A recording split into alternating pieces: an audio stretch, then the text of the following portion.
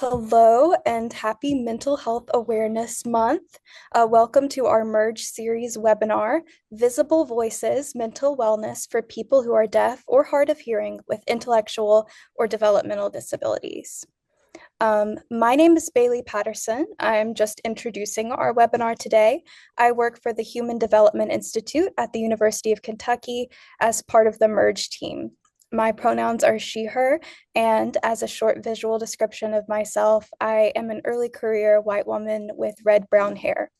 On behalf of Merge, I would like to thank you all for taking the time to be here today. And before we get started, let's go over some important details. Zoom controls are located on the toolbar at the bottom of your Zoom window. The chat feature has been limited to our hosts and our technical assistance team. Please use the chat feature if you have any technical issues, and we'll do our best to assist you. Please use the Q&A to submit questions for our presenter. We will hold questions for a dedicated time towards the end of the webinar. There is a hand raising feature you can use if you need assistance from the Merge team. Is muted and camera access is turned off. Cart captioning is available for this webinar. You can turn on captions from the Zoom toolbar by clicking the CC button and selecting Show Subtitles, or select View Full Transcript for a running transcript of the captions. You can also change the size of the caption text by selecting Subtitle Settings. ASL interpreting is provided for this webinar. An interpreter should be in view at all times. And if you are having any issues, please let us know by using the chat feature or the Q&A feature. A link to today's slides will be sent out after the webinar via email. Resources are also being shared in the chat as they come up. This webinar is being recorded and will be available on our YouTube channel and the Merge website. And your feedback is important to us. So when you exit the webinar today, an evaluation will appear via email. We ask you to complete the evaluation so we can improve our future webinars.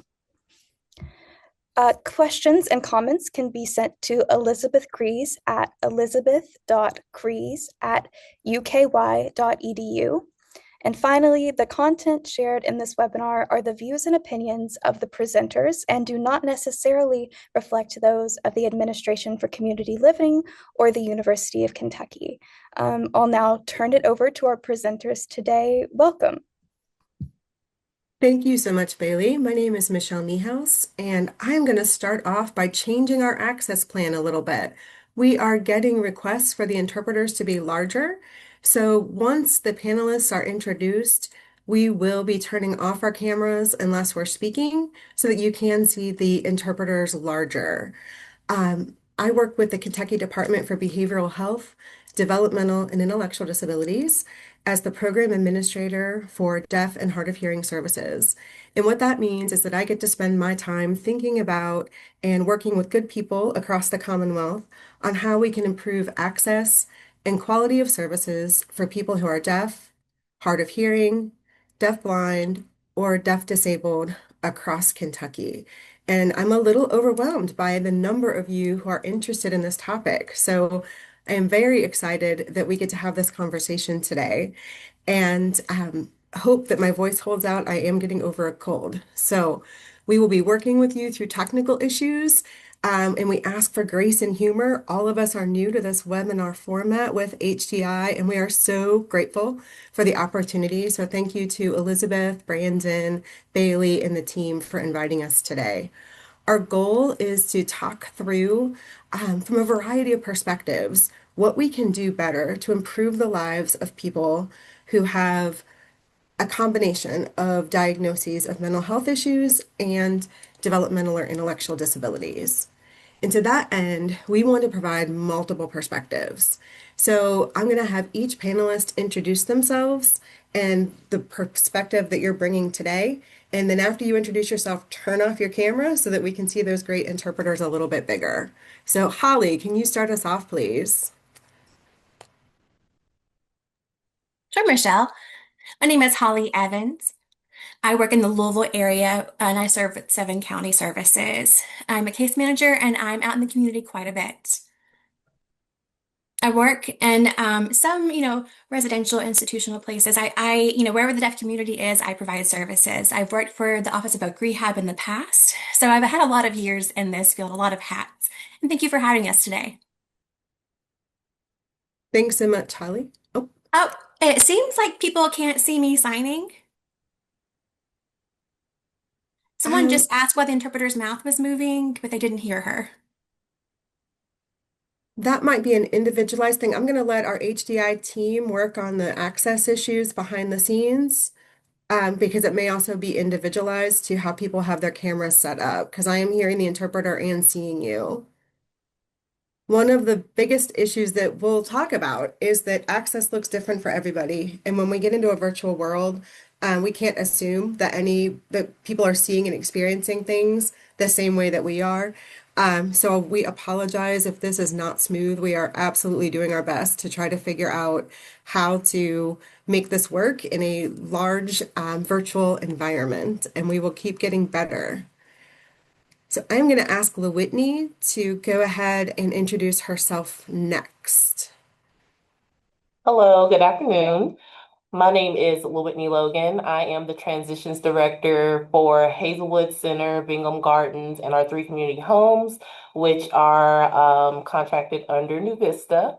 The primary part of my job is admissions and discharges from our facility, but the core of what I do is trying to find community supports for our individuals in the community, for our individuals and community, whether it's residential, case management, behavior services, or whatever the case may be. And that also includes our deaf individuals who are transitioning, trying to make sure that they have the adequate supports and access to those supports when they leave our facilities. Thanks, LaWhitney. And Sarah, you are on mute, my friend. I'm a technical wizard, obviously. Um, my name is Sarah New. I am the parent of a deaf adult, well, now an adult. She's turning 25. That's crazy. Um, so I'm here to present a parent's perspective of what I've experienced, my feelings on what my daughter has experienced, and I just want to let everybody know that. Um, I've talked to her about this webinar, and anything I say that talks about her story and her experience, I've cleared with her. I'm not sharing any information that she's not comfortable with. So just wanted to say that before I start talking.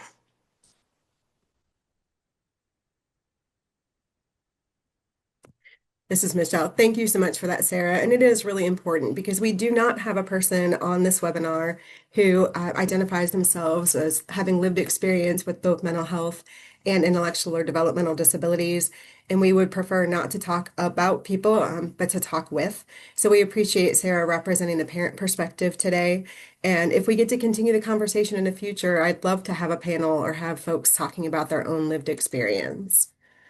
Our goals today are to identify how hearing loss interacts with signs and symptoms of mental health and intellectual or developmental disabilities, which affects how a person should be approached in the service delivery system.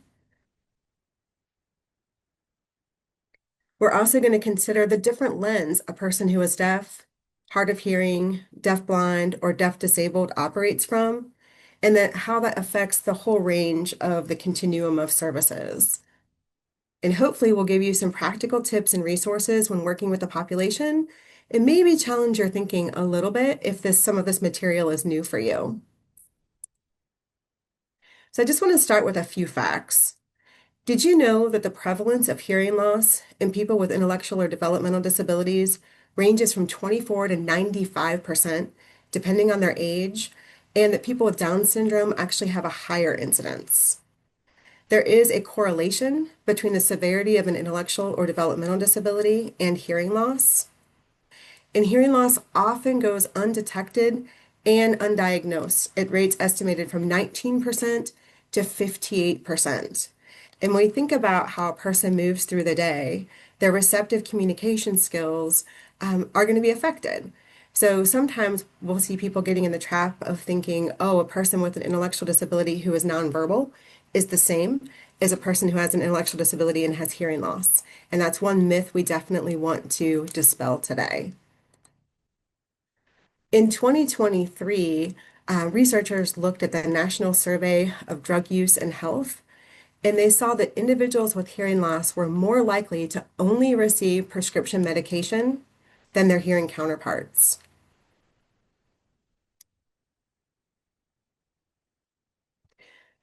They were also less likely to receive outpatient mental health services when compared to those who had normal or typical hearing. And among those with serious mental illness, people with hearing loss were older, poorer, more likely to be unemployed, have worse self-reported health, and have other functional disabilities.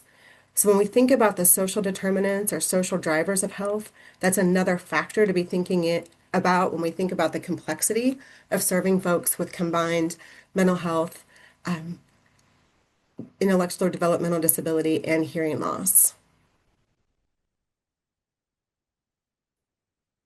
So some questions to reflect on right now. Is a person that you're currently serving or a person you care about receiving medications only and not getting support services to learn adaptive living skills, to learn coping skills, and to get that emotional support? We do see that often people are over medicated and don't get the additional services and supports they need. We also want you to think about who diagnosed the individual. Did they have expertise in serving individuals with hearing loss or those who are deaf? We won't have time to go into all the complexities today, but we are going to differentiate a little bit between people who are deaf and use sign language and those who may have hearing loss and use listening and spoken language to communicate. We also want to think about if they do have a therapist, does that person have experience or connection to a consultant with competency serving deaf or hard of hearing individuals? Across the country, it's very challenging to find people who have that behavioral health background in serving deaf and hard of hearing individuals. So it can be a challenge. On your right, there are just some additional questions we developed for some of our waiver providers to think about. So as you're thinking about designing supports and services, these are questions to consider, and we'll make sure that this list of questions goes out in the follow-up information because there's no way you can read that tiny handwriting that quickly. I'm Michelle, this is Elizabeth. Can I interrupt Yeah. for just one moment? We're working on a solution, and Brandon, I think we've gotten very close to it. Okay. Because I know we want everybody to be able to participate. Brandon put in the chat that I just changed for participants to follow host view, and he can only see two videos now. Does it work if you all click up there where it looks like a little camera or it's a little square with like three dots above it up on your top line. If you Where it click on says that more. Mhm. and you look down, it said there's a place to check follow hosts view. Brandon has switched it to where everybody can do that. And so that should be helping watching the So chat. Elizabeth, I set that as the standard for Okay. participants. So everybody is hopefully now seeing just Michelle and our And interpreter. so let us know if that's not the case, but hopefully we have resolved that. And sorry about the difficulty as we got started. We are wanting to learn and get better. Thank you. Back to you, Michelle. This is Michelle. We are doing an interpreter switch too. And honestly, I don't mind things when we stop because that's a great example of what needs to happen to ensure communication access for all. So I know that it can be like sweat inducing when people are struggling with the access. And I hope that we can get to a point where everybody is getting what they need. And that's a great example. If you were doing an assessment, if you were doing a team meeting, and it was really clear that a deaf professional or the deaf individual you were working with focused on that meeting didn't get what they were needing, then it would absolutely be the right thing to stop. That's how problems happen if you don't stop and you keep barreling through. So some of the additional concerns we see when serving people who have combined mental health and intellectual disabilities are misdiagnosis. If we're only looking through a limited lens or we're trying to rush a process that takes a long time, that can lead to misdiagnosis. There are also a few screeners or tools that are normed for deaf or hard of hearing individuals, so they may get underdiagnosed or overdiagnosed. It can also be really challenging to get true informed consent from folks, and true participation in treatment planning. We don't want people to just sign a bunch of papers and they really have no idea what's happening. Self-determination is critical, and building people's skills to ask for what they want and to get it is critical. So I truly believe in taking the team approach and knowing that the interpreters we're working with are skilled, the case managers, the therapists, everybody brings a different perspective. And if we can be ourselves and bring that expertise to the table, we're going to better serve the folks we're working with.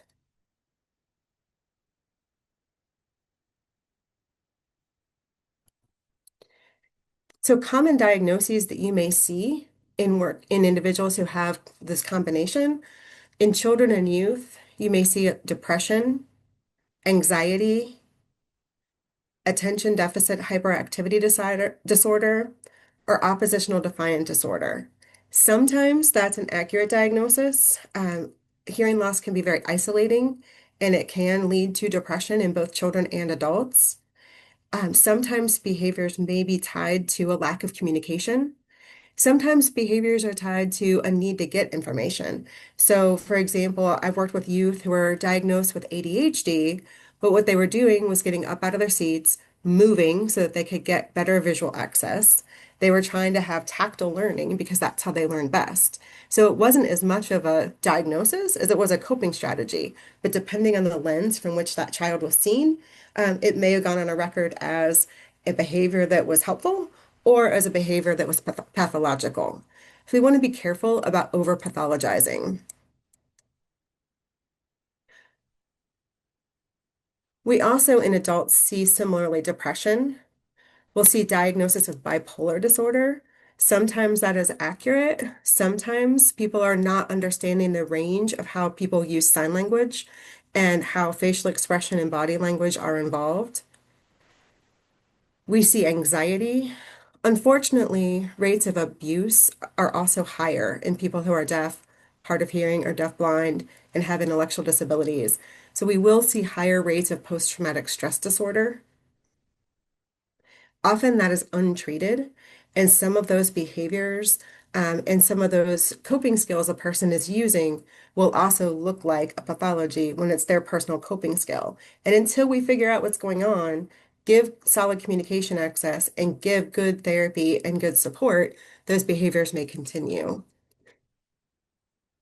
Similarly, kind of a throwaway diagnosis I used to see a lot was intermittent explosive disorder. Sometimes that was given if a deaf individual was advocating for their own rights to communication.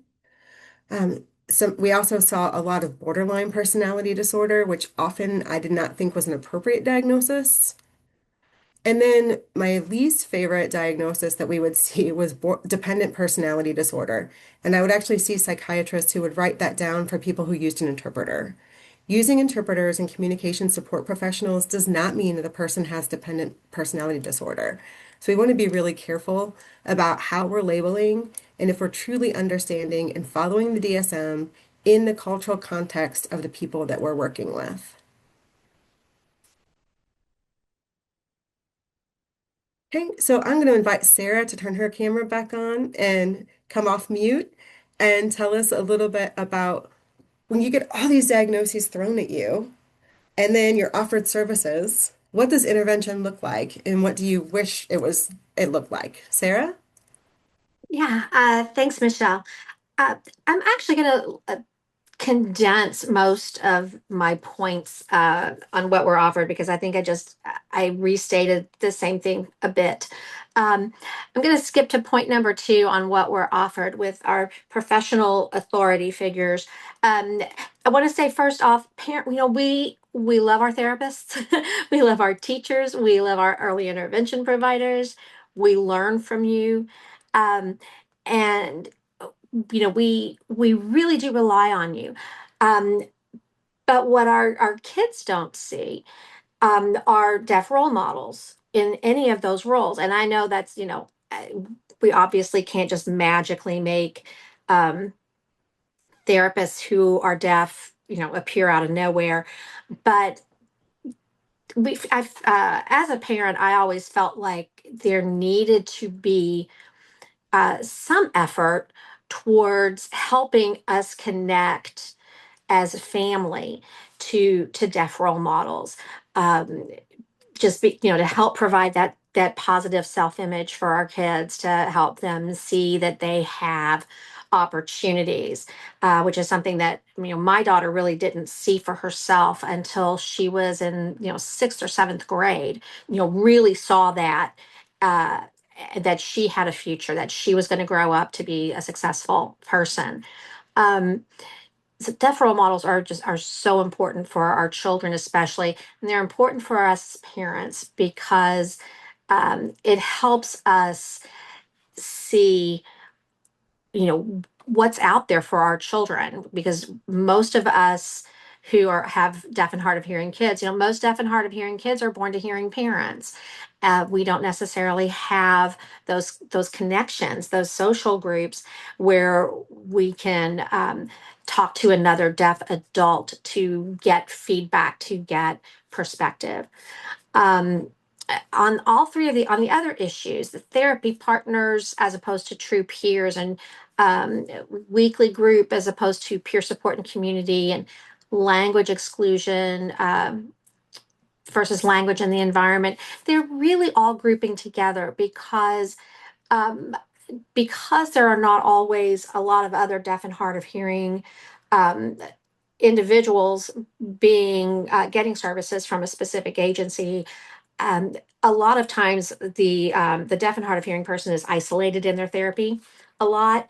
And that goes from early intervention through adulthood. And if you need to, so sometimes it's really hard for them to get, in our experience, it's been difficult sometimes um, to feel like it, that what she's experiencing, what our daughter has experienced in her life, has been is normal.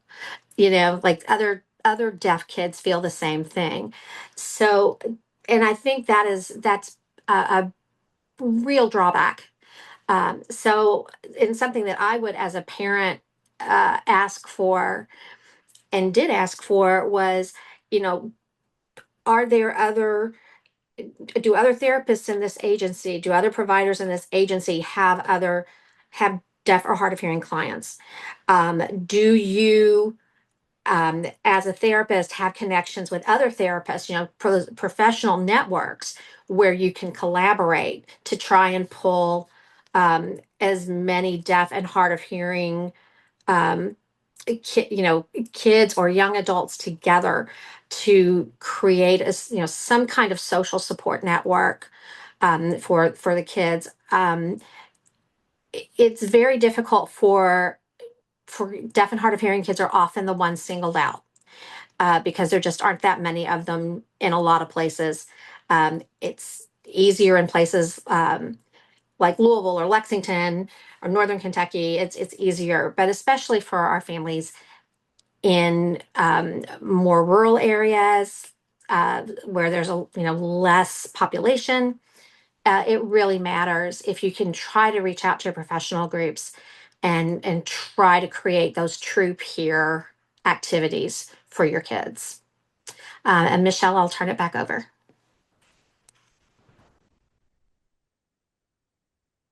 Thank you so much. I am going to turn it over to Holly actually to talk about common experiences that people who are deaf, hard of hearing, or deafblind may experience. Okay, hello, this is Holly again. And so, yeah, I wanted to talk about common experiences that you might see for deaf or hard of hearing people. And I'll start off by explaining that we are not all the same. Some deaf people speak, some people sign, some people lip read. There are so many different like levels of which we are deaf. So it's like a variety. It's not a one shoe fits all, one deaf person is one deaf person. Everyone's very different. And a lot of the times with a deaf person or, within the family or the community, wherever they might live, like you said, there might be only one deaf person and they don't necessarily have the access. Like they'll look around and see other hearing people like laugh, and then a hearing person will be like, "Oh, I'll just tell you later." Or, "Oh, it's not that funny," or, it's not really important. So that's what the deaf person hears often from hearing individuals when they're not included and then they want to ask what's going on. So really try to avoid those because if somebody is laughing, it's funny and they want to be included in the conversation too. They want to be involved just as much as everybody else. And a lot of times they're like, "Oh my gosh, are they laughing at me?" Or like they might just leave the room and go do their own thing. They might just go clean or do their own thing they want to do because they don't want to be isolated. And deaf people, they like to be social. They appreciate eye contact. They appreciate you saying hello, being involved and including them. You don't have to know sign language. A simple gesture or hello goes a long way. And then also with our culture and our community, obviously language is different, and we depend strongly on facial expressions. So if your facial expression turns a little bit, I might think, "Oh, you're mad," or like, "What's happening?" So just being cognizant of your facial expression, or if you're doing this kind of thing with your arms folded back, it doesn't necessarily mean that you're mad, but we might see the perspective different than somebody else might see it. So just be aware of that. And then if an interpreter is there, try not to be buddy-buddy with them. Like right now we have interpreters. A lot of times you might talk to the interpreter instead of me. And I'm like, you're trying to talk with me, don't go through the interpreter, go to me. So try to go directly to the deaf person. You can go to the deaf person and the interpreter. And then also with situations like that do happen, it can cause a lot of anxiety and depression, like we talked about before, a lot of isolation. And then also the last one is that, deaf kind of are always the last to kind of know. Like, for example, if you are maybe in a store and people are in line and another line had just opened up and they're like, "Hey, this register's open," all these people go, deaf people might miss something like that. So that's what I mean by the last to know. That's just an example. And we just want to make sure that everybody is kind of aware of common things that we might experience as much as possible so that we can start to think about that. Next slide, please. Okay, and then barriers that we will see in the community, and then the people who have mental health as well, those types of groups. So here's some barriers and strategies. Obviously, communication modalities we talked about before. Some people sign, some people speak, some people lip read. Everybody has their own style, how they grew up and learned. Language deprivation, that one we'll talk about a little bit more later, or incidental learning. And that's huge for a deaf person because they miss that incidental learning. They might also learn a couple things as it happens, but it's also based on their age. That age 0 to 5, you're learning so much incidentally. You might hear your parents talking about something. You're learning from that conversation, but deaf don't have that. Deaf people don't necessarily hear those conversations. And then I'll mention vocabulary and language a little bit, but connected to that, being able to hear the things and what people are saying is people will learn without realizing they're learning. So that's your incidental learning part. So sometimes, for example, if I'm signing, it may not match exactly what's being said, like the concept of something might be different. So for example, if we're talking about a situation or shooting for the stars, shoot for the stars. If you talk about an idiom, I'm like, are we shooting the stars? Like that may not translate as well in ASL as it does in English. People might repeat signs, and it means that maybe they don't have language to add onto it. So you might see some repeated signs every once in a while. Obviously, it's a very visual space. So signing in a small space or signing in a big space, you'll see the different types of situations. Like, are they being clear? Is that a barrier? Is it not?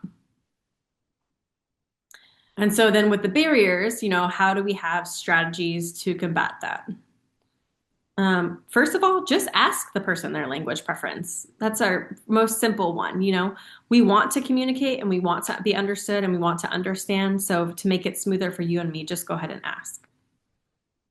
You could use some sort of visual situation, whether it be pointing, a vision board, communication book. Like, for example, when I was little, my parents gave me a picture book. So all of my family members were in there with their names so I could learn, okay, who is who and how are they related to me and what does my family tree look like? Just for one little example. And nowadays, technology, whoo, it's changing all the time. We have video phones, we have FaceTime, we have texting, we've got, there's so many different ways you can communicate and use technology. But again, for that, I would ask the person how they want to communicate. Maybe with kids being in sports or something, we have an app called Otter that we use. And so I can just click on it and then the coach can talk to the team or talk to the parents on there and it'll pull up captions for me right there. Or I'm sorry, the app is called Otter. So I can just use that to, see what's being said. It may not work for everyone, but it works for me. And then also, as we saw today, we are learning a lot about how to work with interpreters, virtually, having access in the real world, all of that. So learning how to support ourselves and advocate for others as well. I know some people advocated, I can't see the interpreter. So that's great advocating, and we want to start that at all ages. And also talking directly to the deaf person. You don't have to say to the interpreter, okay, well, tell them or tell her, or do they know, or this. Just talk directly to them in first person as you would talk in a normal conversation. And then learning basic sign language or immersion signs, that's really great. Like, how are you? Hello? Is your day good? A little bit of gestures, basic conversations and signs. Just that goes a long way too, and it means a lot to the person. Next one is, I already mentioned this, but a visual space and body language, facial expressions, all of that is going to be embedded in our language as well, and how you can solve some of those barriers. Okay, thank you. I think that's it for me. Back to Michelle. Thanks, Holly. One thing that you might be wondering is, how do I figure all this out? And it is a process, right? There's not one size that fits all, and there's not one size that fits all in every situation. The Americans with Disabilities Act talks about reasonable accommodations. But one of my favorite podcasts is actually by Dr. Crystal Scoresby, and it was done through the Center for Accessible Living and their Demand and Disrupt podcast. So I encourage you to listen to this or to look it up. There's also a transcript if you need to read it that asks who gets to decide what is reasonable. And I think that's a big question for us as we all face budget cuts, as we face technology doing new and different things we don't understand. So there are opportunities and challenges. So I think we always have to be thinking about, where do we get the next information to move things along. One of the most challenging things that we can be facing right now with folks who have developmental and intellectual disabilities and who have mental health challenges is, what does that effective communication look like? So the teams have to determine if a person has a best language or a different communication system. Somebody put in the chat that they worked with somebody who used a different sign language, like a Spanish sign language. ASL sign language, sign language is not universal. So they may use American Sign Language, Mexican Sign Language. They may have language disruptions due to their mental health challenge. They may have language deficits due to biological issues, environmental access issues, or a combination. So the biggest challenge of this work is setting a solid communication and language foundation. And that's not just give me this, tell me that. It's also social communication skills. Sarah talked about the importance of people using communication to connect. And she's going to talk in a minute a little bit about language deprivation, because communication goes beyond, do you understand what I'm telling you to do? It is, how do we connect with each other and how do we connect with the world around us? So Sarah, can you tell us a little bit more about language deprivation? Thank you, Michelle. I'm still not doing great here with the technology. Sorry about that, folks. Oh, gosh darn. Sorry. Let's see. I'm sorry. I'm not having much luck getting my camera on. That's okay. We can hear you if you just want to okay. give us your info. That's great. That's okay. Language deprivation is exactly what it says on the label. lot of times, oh, there it is. Hey, it works now. Um, a lot of times, our daughter was initially um, diagnosed with a language delay. She did not have a language delay. She had no language. Um, and I'll talk about why in a minute. But as I said, most deaf and hard of hearing kids are not born to in deaf families. They have hearing parents. And so that means they're not automatically or often not automatically surrounded by ASL or any signed language from day one. You know, so they're not getting that language that a hearing infant is going to experience from the very start. You know, how do we with our babies? How do we bond with our babies? We hold them, we sing to them, we talk to them, we tell them stories. And we can do all of that using ASL if we know it. And so most people do not realize they're having a child who is deaf until the child is here and has a hearing test. So that means babies are missing out, and a lot of children. So you know their language skills are delayed, and it's something that we never catch up from. As I said, I have an adult daughter. She is 24 years old, and her language delay, she's never going to make that up. She learns, her vocabulary is still growing. Her use of English grammar is still improving, but she's never going to make the leap that's going to put her on the same footing with an English speaker or a speaker of any language that she's never going to catch up to that advantage that they had from being able to hear at the start, and she's not going to catch up to a deaf or hard of hearing person who started with ASL from day one. Because it's not about whether it's spoken language or visual language. Language is language, and it all stimulates the same part of the brain. So you building language, whether it's visual or spoken, it's whatever the child can access. So children, so if they're not hearing it, they need to see it. Um, Language deprivation. One of the things that I find really frustrating is that the when we were doing IQ testing back in the day, and our daughter's scores on the perceptive part, there was a perceptive part and a visual part or a verbal part, and her perceptive scores were great. She scored very high in that, and her verbal scores were so low, she would be just on that basis alone. They would, they're like, well, there's an intellectual disability. And then I had a school person tell me, oh, well, that's normal for deaf kids. Normal for deaf kids because they're not getting language as early as possible. And because of that language deprivation, deaf and hard of hearing adults, young people, and kids, there's a wide disparity in expressive and receptive skills in both signed language and in any spoken language that they use.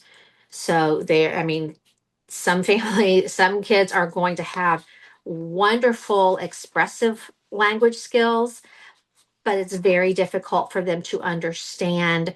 For example, if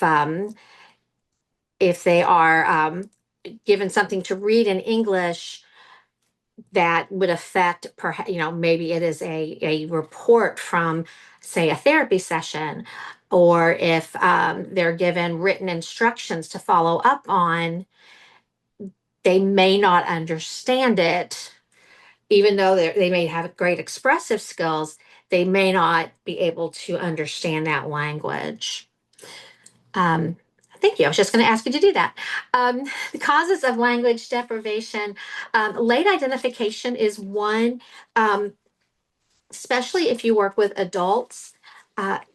Newborn hearing screens weren't mandated until I think 2000. So anyone born before 2000, maybe they had a hearing test, maybe they didn't when they were born. Um, so a lot of people were not identified until maybe they got into school. So late identification is a problem there. Um, Obviously, if a child has a severe medical issue, the child's in the NICU, they are having lots of doctor's appointments. Parents only have so much bandwidth. We may not be able to push as much as we would want to for that language access. And if we're dealing with severe physical needs, if a child is medically fragile, for example.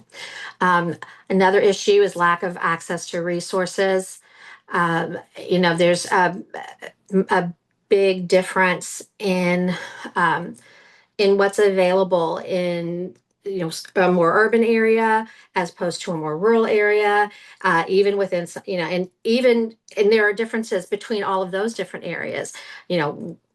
One urban area that looks like it should have everything available is still not, still may not have enough resources for the number of deaf and hard of hearing, or they may not have the providers who are knowledgeable. Same goes for rural. You might find one area that has no resources at all, or very difficult to access resources, and the next community might have really great resources just because, luck of the draw, someone happened to live there who can provide those services. Sarah, Another cause. Mhm. oh, sorry. I'm sorry. We are running out of time, so I'm going to have to Okay, move to LaWhitney in just a second. go Do you have any ahead. parting thoughts before we move forward? Yeah, I'm sorry, I'm so freaking long-winded. I would just, I would just say to make sure that anything that your parents are getting, that you're aware of the language deprivation effects on your clients. Make sure you're taking that into account, of what they can understand. Is that a language issue? Is it a disability issue? Because they can be conflated. Thank you, Sarah. Mhm. I'm trying to figure out what is what and what to do about it is an ongoing challenge for providers and families, educators, for all of us. So, LaWhitney, I'm going to turn it over to you to talk about your perspectives and what you have learned to apply in your work. All right, good afternoon. So deaf and hard of hearing individuals with mental health and IDD diagnosis are expected to fit into systems that weren't specifically designed for them. As Holly and even Sarah has mentioned before in the past, a lot of times deaf, hard of hearing individuals, they may be the only person in that space. Given that we have 3 locations with 5 facilities, that is definitely the case here. Of our population, we only have 3 individuals who identify as either deaf, deaf hard of hearing, or deaf blind. And only 2 of them are on the same campus. So that's definitely something that we experience here. Next slide, please. So, deaf culture education, when it comes to encountering people who are deaf or hard of hearing, most people have never encountered someone who has that categorization. Here in an ICF, that's even more so the case, as I've mentioned. When deaf or hard of hearing is paired with IDD, it presents a unique challenge in most settings. In our facilities, providers are asked questions, or they may ask questions like, what does deaf with a capital D versus little d mean? What is deaf culture? A lot of times individuals will not know that deaf or the deaf community has a culture of their own. There are certain norms that are acceptable or not acceptable, and that they operate in a manner that is very similar to any other community. So that is something that can be a learning curve. how to effectively communicate with people. If you have who are deaf or hard of hearing, if you've never encountered someone like that, you may only know what you see in media, which, as we know, may not be the best teacher to how to communicate with people sometimes. It's very important to use eye contact, respectful touch, and to be aware of that cultural differences between the hearing world and the deaf world. In our facilities, we deal with a lot of behaviors. One thing that is very important to keep in mind, that again is something else that the facilities have to learn, is that are the behaviors, are they communication based? I firmly believe that all behaviors is a form of communication, whether they are hearing or not. There is some type of need that is not being met. So that is definitely another curve that the facilities have to learn to navigate. And some of those behaviors that we may see in our facility is individual throwing items, which may result in them being broken. Usually it's not intended to be at someone, it's just throwing in frustration. We'll also see eluding and eloping, which in our facility, that looks like someone leaving a space or their staff intentionally or unintentionally. And then we also encounter a lot of SIB, which is self-injurious behaviors. The biggest issue that we have in the facility is once we admit or have someone who is deaf or hard of hearing, who's the person who's responsible to learn all of these skills and techniques and then bring it back to staff to teach? Who is that person who's going to hold people accountable? Who's going to be the person to continue education and to keep updating things and to stay abreast of all the new information and technologies there may be? Next slide, please.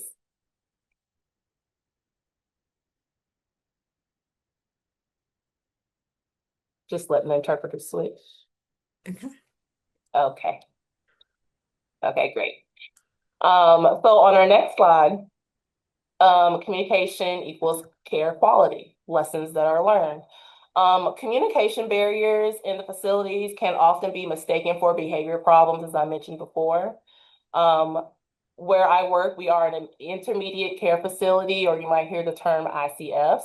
Essentially, there's only 3 in the state of Kentucky. And what that means is that basically we're a residential facility where individuals get all in-house services here as well, whether it's therapy, medical, behavior, etc.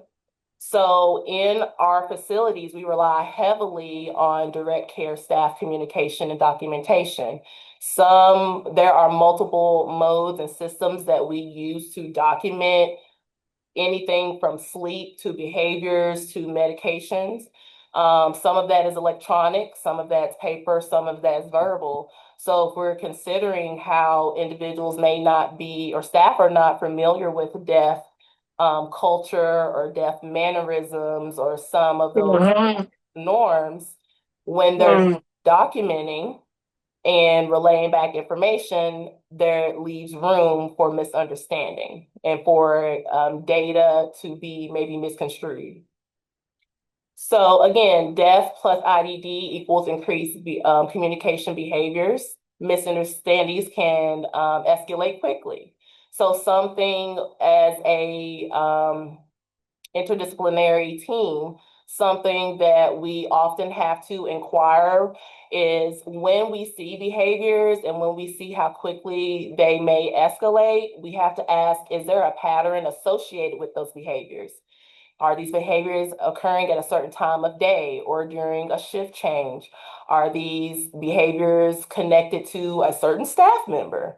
Are these behaviors associated with a request that's being denied? You kind of have to do a little bit more digging to try to correlate patterns, to try to solve whatever the underlying issue may be. Another thing that goes along with that is there a medical factor? Again, for all of our individuals who, whether they're deaf, hard of hearing, or autistic nonverbal, or whatever the case may be, a lot of times we have to ask, is there a medical issue? Is there a UTI going on? Are they experiencing pain or discomfort? Is there a dental issue? Are they having headaches? Sometimes it could be something what we may see as small or minor, but then it escalates into a big behavior. And when we see those behaviors, as Michelle mentions again, that's where we get into the issues of overdiagnosing or underdiagnosing. Some of the challenges that we have as a facility with these communication issues is securing interpreting services. Fortunately, in Louisville, we're a large enough city where interpreting services or agencies are readily available. But as Sarah mentioned, in our more rural areas, we have a facility down in Dawson Springs, or those of you who are familiar, it's incredibly rural. So ASL interpreting access may be incredibly limited. Another issue is continuous staff turnover. So you may have staff that's invested in the individual who you've invested all this training and education just for them to leave and then have to start over again. And the third point is an investment of ASL education. Just because we get the information and we share it with staff, that doesn't mean that we always get staff buy-in to take in that information and then apply it. Next slide, please. And then this is just a visual of how services should look like for our individuals. When I see this, it reminds me of a diagram of a cell. You see in the center, the individual is the nucleus, and how agency and community and statewide, they're all supposed to wrap around each other to layer in the different levels of supports that the individual needs to make them successful. Next slide, please. And then this should be my last slide. We talked about some of the challenges that our facilities have with bridging the communication gaps. And sometimes it might be a budget issue, but there are things that we implement or put in place to try to mitigate some of those gaps. So the first step of that starts with me and my department. We handle admissions into our facility. So now I have began to incorporate, once I hear that the person is deaf, hard of hearing, or even nonverbal, I ask, do they use ASL? If not, what do they use? And if they say they use ASL, I've learned that people think that all gesturing is sign language, and that may not be the case. So then I have to ask, is it modified signs? Is it home signs? Can they read and can they write? I inquired that admission, and then whatever information that I obtain is shared with the team, and that's supported through speech therapy if they have a background in hearing loss. Our speech therapists, if they don't, then they assist in other ways, which is included on this list. Another thing that what we provide is sign language instruction. We have someone who is nonverbal who was using home signs but didn't use ASL. So there's no way for us to communicate with him effectively. So essentially, he needs ASL tutoring to learn ASL so we can better communicate with him. We also use non-technology-based communication binders, which may be a visual picture schedule or just different pictures that the individuals can use. This is very helpful for our individuals who exhibit physical or property destructive behaviors, because technology can be very expensive.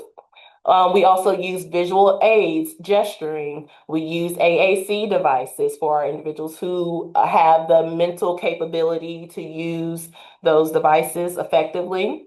We also utilize a communication specialist, someone, a third-party person who comes into the facility to help bridge some of those gaps for the staff and for our clients.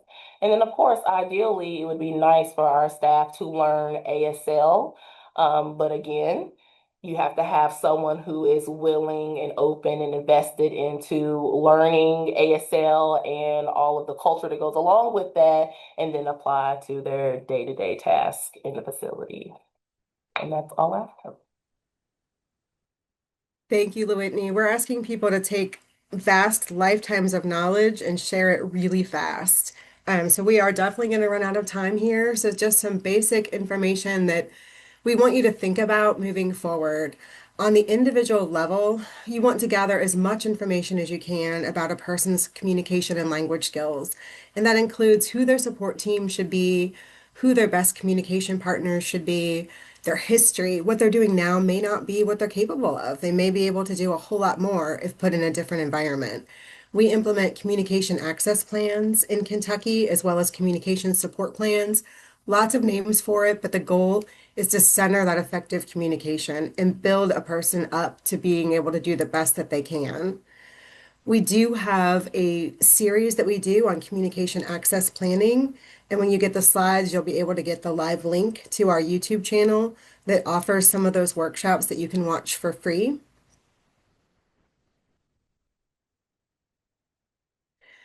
We also want to think about prioritizing that direct communication and identifying community as the way the person sees community. In the intellectual and developmental disability world, we talk about the term least restrictive environment. For this population, the least restrictive environment is a language-rich environment.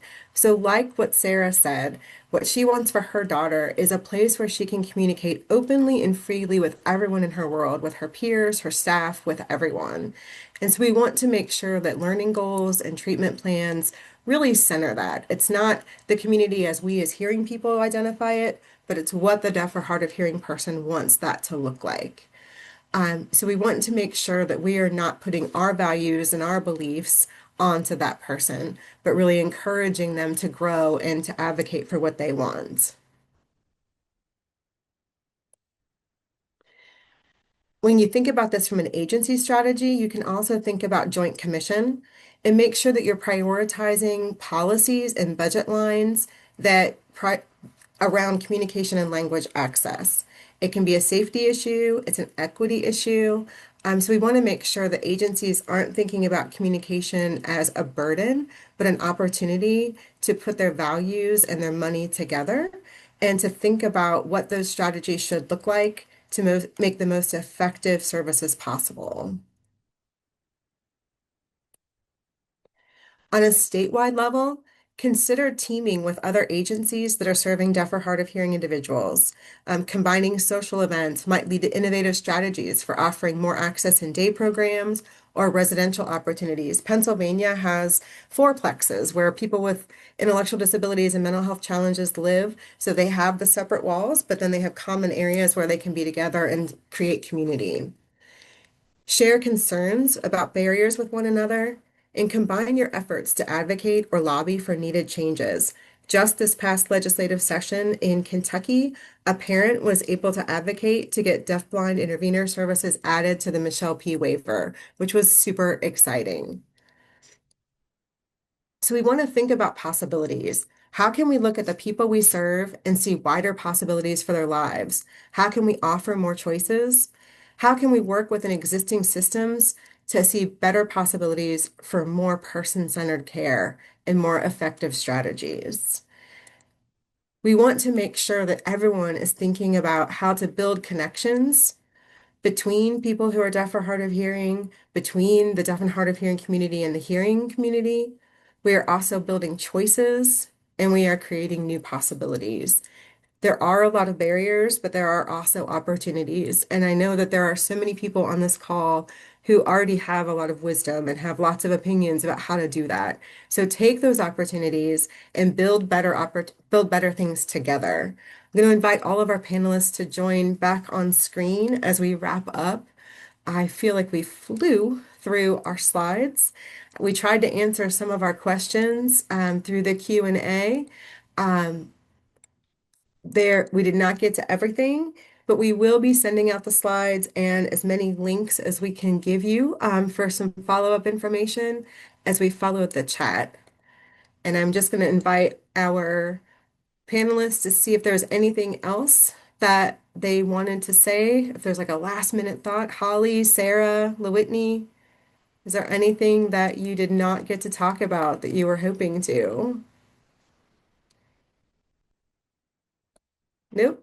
Yeah, Holly said no, thank you. That went really, really fast. Thank you all so much. Thank you to our interpreting team because that was just mean. So I appreciate all that you did. And thank you so much for HDI for hosting us. Have a great day, everybody. Thank you all for being here.